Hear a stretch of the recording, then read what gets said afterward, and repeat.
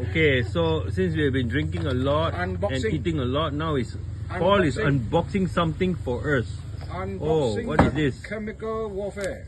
Got seat cover. Oh, wow.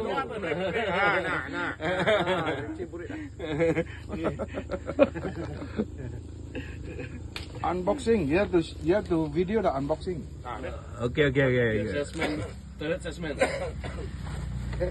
Okay. Oh, this guy is intrigued. He's seriously intrigued. Oh, dia macam dekat. Yo.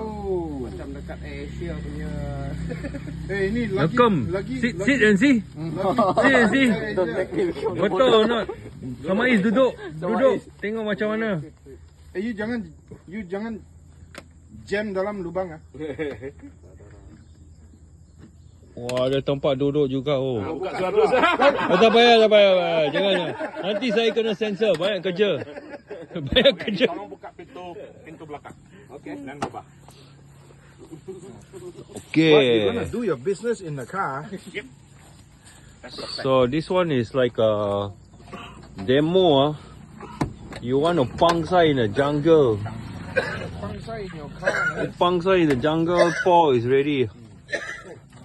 Pangsai will get burned as a fuel. Of course, all this will be removed, right? All this will be removed, right? Yeah. This one temporary because this all stuff from working on the car. Okay. But the idea is, you see, Got blind. Okay, got blinds. already. The left side, right side got blinds. At the back, no blinds. Never mind. You want to see? No, you want to stay out.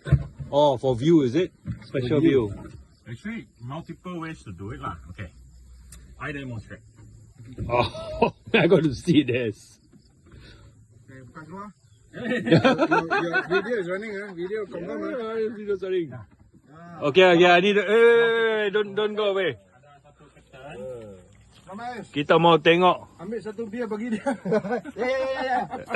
And things. Oh, like this No, you imagine when it becomes useful. Okay, it's the middle of the night. It's moonless. It's totally dark. It's pissing down the rain.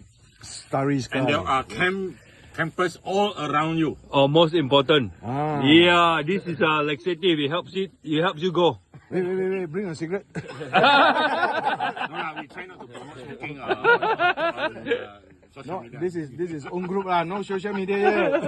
Own group one. But no, seriously, I bought this for that purpose because imagine on a dark night, raining, Yalah. and there are a lot of people around, and then the people pangsai all over the place. Yep.